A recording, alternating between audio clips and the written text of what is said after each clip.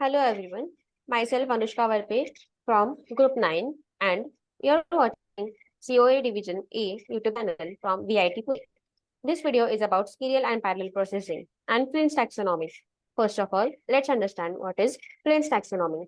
In 1966, Michael Flynn proposed a way to categorize computer architectures based on the number of instruction streams and data streams used by the processor. This system is known as Flynn's classification. The system is classified into four categories: SISD, MISD, SIMD, and MIMD. This image describes the type of system based on the number of instruction streams and data streams. For example, the SISD system executes one instruction and operates on one data stream at a time.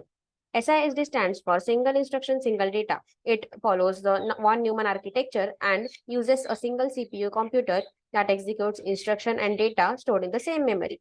MISD, on the other hand, stands for multiple instruction, single data. It involves more than one processor that executes different instructions on the same data. It is mainly theoretical and is not commonly used in practical applications because it is difficult to design pipelines. SIMD stands for single instruction, multiple data. The vector processors are a type of computer processors used in this type of architecture. SIMD architectures are suited for processing fine-grained data. It is commonly used in graphic processing and scientific simulations. MIMD stands for multiple instructions, multiple data. Both multiprocessors and multicomputers can be used to implement MIMD architectures. So, serial processing, also known as SISD, operates on one instruction and one piece of data at a time. While this means that the system can only perform one operation at a time, SISD systems are still widely used in many applications that don't require high performance, such as simple calculators, microcontrollers, and small embedded systems. One of the main advantages of serial processing is its simplicity and low cost. Since there is only one instruction and one piece of data being processed at a time, the system is easy to design and implement. Also, the lack of parallelism in SISD systems makes them easier to program and debug than more complex architectures such as MIMD or SIMD systems. However, SISD systems have their limitations. They are not well suited for complex tasks that require parallel processing, and their performance can be limited. As it works on a single core, it has a limited speed, which can result in high latency in working of the system. When dealing with such tasks, other architectures such as MIMD or SIMD architectures may be more suitable. So, pipelining is a technique used in SISD systems to improve their performance. It involves dividing the execution of a single instruction into several stages and processing different instructions simultaneously in different stages. So, pipelining allows the system to work on multiple instructions simultaneously. It still processes each instruction serially, one stage at a time. Hence, pipelining is considered as a form of serial processing. So parallel processing involves executing multiple instructions at the same time. This is meant by true concurrency. So this naturally requires multiple ALUs or processors. SIMD stands for single instruction multiple data. So one instruction which is common will be taken from the instruction pool and will be given to multiple processing units. However, the data given to the processing units will be different. Here, it can be executed in a single core processor with multiple ALUs. The requirement being that the operations to be performed must be independent of each other. SIMD is also known as vector processing. Vectors are arrays of containing multiple elements. They are stored in vector registers, which are similar to normal registers but have much larger size. Vector instructions can be performed on vector registers. So for example, vector add.s vi vj vk will add the contents of vj and vk and store them in the register vi. This will cut down the number of instructions by the number of elements present in one array. So that is the benefit of SIMD.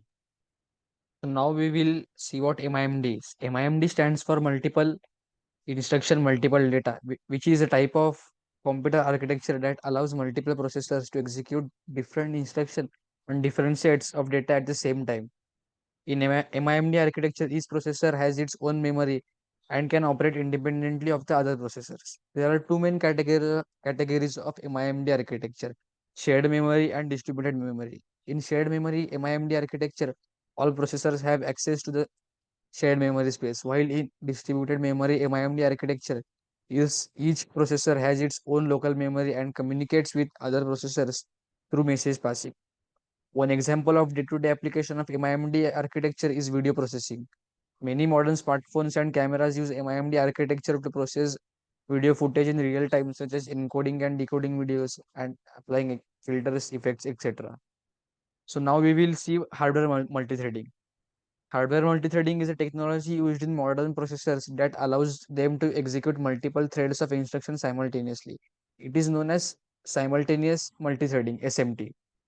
With hardware multithreading, a single processor is divided into multiple virtual cores, each capable of running its own thread of instruction. This allows the processor to execute multiple tasks simultaneously and improves overall system performance. So if there are several examples of hardware multithreading technologies used in modern processors. Intel hyper-threading technology. This technology is used in Intel processors, including the Intel Core i7, i9. It allows the physical core to execute two threads simultaneously, providing better performance of multi-thread applications. Is full parallelization possible? Full parallelization is theoretically possible for some problems, but most problems have dependencies between subproblems or require synchronization and communication between processors.